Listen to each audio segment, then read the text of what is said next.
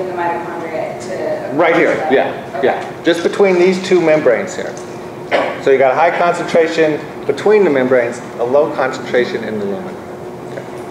Do you want us to write like the TCA and ETC is happening in the inner membrane of mitochondria or in the matrix of mitochondria? It's the TCA cycle is in the inner lumen. It's not on the membrane. So if I asked you that question, you would say in the inner lumen of the mitochondria. And in the prokaryote cells, the hydrogens are pumping to the exterior of the cell? Yes, that is true. And so what keeps the hydrogen ions from floating away? Yeah. Well, some of them probably do. But yeah, we're establishing a microenvironment of a high hydrogen ion concentration. So it's the same thing is happening in prokaryotes, but across the cell membrane. Yes. Yeah. Well, think about this. Going back to our endosymbiosis theory, this inner membrane here used to be a microbe. Okay, used to be a bacterium. So if you think of it in those terms, its proteins are right here on the membrane, and the hydrogen ion gradient is being established on the outside of that membrane. And then those will move back inside to generate the ATP.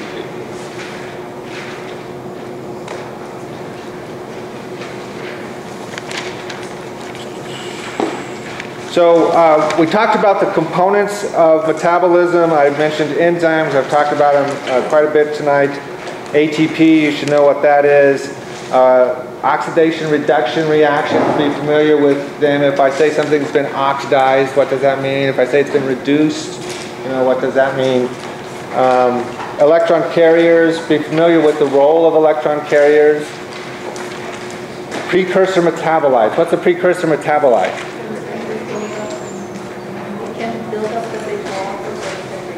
Yeah, it's a metabolic intermediate. Metabolic intermediate means then it can go any direction. It can be broken down for energy, or it can be used to build larger macromolecules.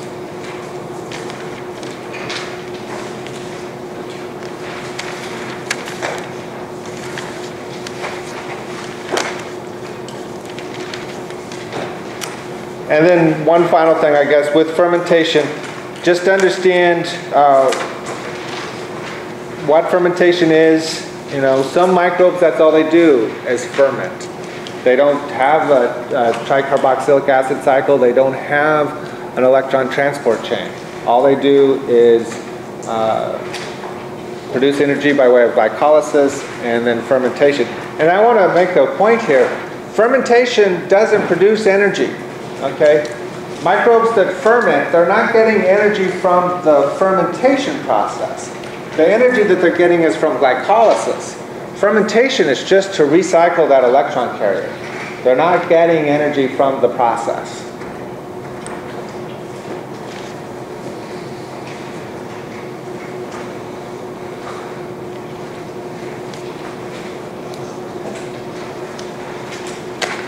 Okay, bacterial genetics. Just real quick, understand the main types of mutations that we talked about. Point mutations, frame shift mutations, transposable elements. In addition to that, know the 3 types of gene transfer that we've talked about. DNA-mediated transformation, that's naked DNA floating around in the environment. Some cells have a natural competence. They can take up DNA that they come in contact with. But we can also induce that artificially. We can, with electrical shock, if you will, punch holes into the membranes of cells, and that will allow DNA then to leak into those cells. Transduction, viruses, using viruses as a vector, if you will, to move segments of DNA from one cell to another.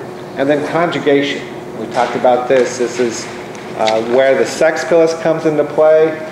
You have to have a plasmid, in this case a fertility plasmid, that is self-transmissible meaning that it can copy itself, it codes for the sex pilus, and it can be passed to the next cell.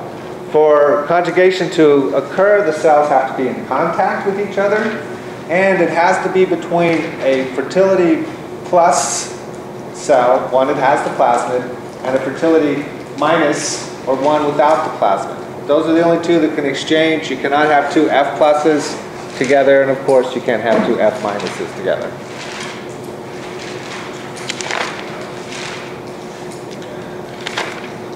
Any questions? Okay, remember Scantron 882E.